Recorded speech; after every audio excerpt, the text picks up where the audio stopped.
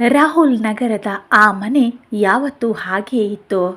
ಬೆಳಿಗ್ಗೆ 6 ಗಂಟೆಗೆ ಬಾಗಿಲು ತೆರೆದು ಸಂಜೆ 8ಕ್ಕೆ ಮುಚ್ತಾ ಇದ್ರು. ಈ ರೂಟೀನ್ ಕಳೆದ 20 ವರ್ಷಗಳಿಂದ ಬದಲಾಗಿರಲಿಲ್ಲ. ಆದರೆ ಆ ದಿನ ಮಾತ್ರ ಬೆಳಿಗ್ಗೆ 8 ಗಂಟೆಯಾದರೂ ಬಾಗಿಲು ತೆರೆದಿರಲಿಲ್ಲ. ಪಕ್ಕದ ಮನೆಯ ಸರಸ್ವತಿ ಅಮ್ಮ ಮೊದಲು ಗಮನಿಸ್ತಾರೆ. ಇವತ್ತು ಶಾಂತಮ್ಮ ಇನ್ನೂ ಹೊರಗೆ ಬಂದಿಲ್ವಾ ಅಂತ ಅವಳು ತಾನಾಗೆ ಮಾತಾಡಿಕೊಳ್ತಾಳೆ. ಶಾಂತಮ್ಮ 70 ವರ್ಷದ ವಯಸ್ಸು. ಗಂಡ ಸತ್ತ ಮೇಲೆ ಒಬ್ಬಳೇ ಬದುಕುತ್ತಿದ್ದ ಮಹಿಳೆ. ಯಾರಿಗೂ ತೊಂದರೆ ಕೊಡದ, ಯಾರಿಂದಲೂ ತೊಂದರೆ ತಗೊಳ್ಳದ ವ್ಯಕ್ತಿ. ಪ್ರತಿದಿನ ಬೆಳಿಗ್ಗೆ ದೇವಸ್ಥಾನ, ನಂತರ ಮಾರುಕಟ್ಟೆ, ಸಂಜೆ ಮನೆ ಮುಂದೆ ಕುಳಿತು ಹಾದು ಹೋಗುವವರನ್ನ ನೋಡ್ತಾ ಕಾಲ ಕಳೀತಾ ಇದ್ಲು. ಆದರೆ ಆ ದಿನ ಬಾಗಿಲು ಮುಚ್ಚೇ ಇತ್ತು. ಮಧ್ಯಾಹ್ನವಾದರೂ ಚಲನವಲನ ಇರಲಿಲ್ಲ. ಸರಸ್ವತಿ ಅಮ್ಮನಿಗೆ ಸ್ವಲ್ಪ ಭಯ ಬಂತು. ಅವಳು ಪಕ್ಕದ ಮನೆಯ ರವಿ ಮತ್ತು ಅವನ ಹೆಂಡತಿ ಅನಿತಾಳನ್ನ ಕರೆದುಕೊಂಡು ಬರ್ತಾರೆ. ಒಮ್ಮೆ ನೋಡೋಣ ಅಂತಾರೆ. ರವಿ ಬಾಗಿಲು ತಟ್ಟಿ ನೋಡ್ತಾನೆ. ಅಮ್ಮ ಯಾವ ಪ್ರತಿಕ್ರಿಯೆನೂ ಬರಲಿಲ್ಲ. ಹೃದಯದ ಗತಿ ವೇಗವಾಯಿತು.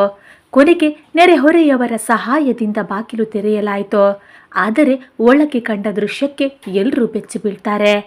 ಶಾಂತಮ್ಮ ಹಾಸಿಗೆಯ ಮೇಲೆ ಶಾಂತವಾಗಿ ಮಲಗಿದ್ರು. ಆದರೆ ಅವಳು ಸತ್ತಿರಲಿಲ್ಲ. ಮೇಜಿನ ಮೇಲೆ ಒಂದು ಹಳೆಯ ಡೈರಿ ಇತ್ತು. ಅದರ ಮೊದಲ ಪುಟದಲ್ಲಿ ಒಂದೇ ಸಾಲು: ನಾನು ಸತ್ತ ಮೇಲೆ ಇದನ್ನು ಓದಬೇಡಿ, ನಾನು ಬದುಕಿರುವಾಗಲೇ ಓದಬೇಕಿತ್ತು. ಆ ಡೈರಿಯನ್ನು ಯಾರು ಓದಬೇಕು? ಓದಬೇಕಾ, ಓದಬಾರ್ದಾ? ಅಷ್ಟರಲ್ಲಿ ಶಾಂತಮ್ಮ ನಿಧಾನವಾಗಿ ಕಣ್ಣು ತೆರೀತಾರೆ. ಅದನ್ನು ತಗೊಳ್ಬೇಡಿ ಅಂತ ಅಸ್ಪಷ್ಟವಾಗಿ ಹೇಳ್ತಾರೆ. ಆ ಒಂದು ವಾಕ್ಯ ಎಲ್ಲರ ಮನಸ್ಸಿನಲ್ಲಿ ನೂರಾರು ಪ್ರಶ್ನೆಗಳನ್ನು ಹುಟ್ಟಿಸಿತು. ರವಿ ಡೈರಿಯನ್ನು ಮುಚ್ಚಿ ಮೇಜಿನ ಮೇಲೆ ಇಡ್ತಾನೆ.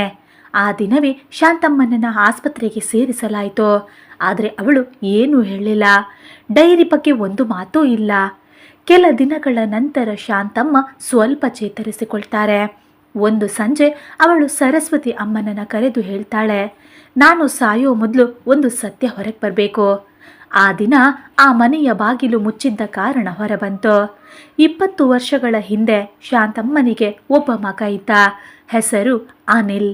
ಒಂದು ದಿನ ಅವನು ಮನೆ ಬಿಟ್ಟು ಹೋಗಿದ್ದ. ಕಾರಣ ಯಾರಿಗೂ ಗೊತ್ತಿರಲಿಲ್ಲ. ಪಕ್ಕದವರಿಗೆ ಶಾಂತಮ್ಮ ಹೇಳ್ತಾರೆ, ಅವನು ವಿದೇಶಕ್ಕೆ ಹೋದ.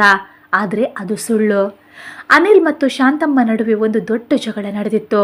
ಒಂದು ನಿರ್ಧಾರ, ಒಂದು ತಪ್ಪು ಮಾತು, ಒಂದು ಕ್ಷಣದ ಕೋಪ. ಅನಿಲ್ ಮನೆ ಬಿಟ್ಟು ಹೋಗಿದ್ದ, ಮತ್ತೆ ಹಿಂದಿರುಗಲೇ ಇಲ್ಲ. ಆ ದಿನದಿಂದ ಶಾಂತಮ್ಮ ಪ್ರತಿದಿನ ಕಾಯ್ತಾ ಇದ್ರು. ಪ್ರತಿದಿನ ಬಾಗಿಲು ತೆಗಿತಾ ಇದ್ರು. ಇವತ್ತು ಬರ್ಬೋದೇನೋ ಅನ್ನೋ ನಿರೀಕ್ಷೆಯಲ್ಲಿ ಅವರು ಡೈರಿಯಲ್ಲಿ ಪ್ರತಿದಿನ ಒಂದೇ ಮಾತು ಬರಿತಾ ಇದ್ರು. ಇವತ್ತೂ ಬರಲಿಲ್ಲ.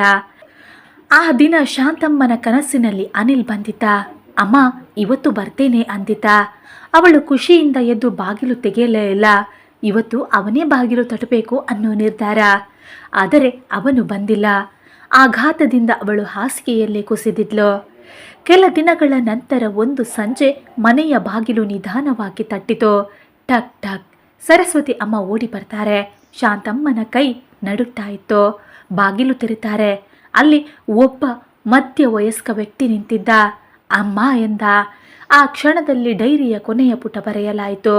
ಇವತ್ತು ಬಾಗಿಲು ತಟ್ಟಿತು. ಕೆಲವೊಮ್ಮೆ ಜೀವನ ನಮ್ಮನ್ನು ಕಾಯುವಂತೆ ಮಾಡ್ತದೆ. ಕೆಲವೊಮ್ಮೆ ಉತ್ತರಗಳು ತಡವಾಗಿ ಬರ್ತದೆ. ಆದರೆ ನಿರೀಕ್ಷೆ ಜೀವಂತವಾಗಿದ್ದರೆ ಕತೆ ಮುಗಿಯುವುದಿಲ್ಲ.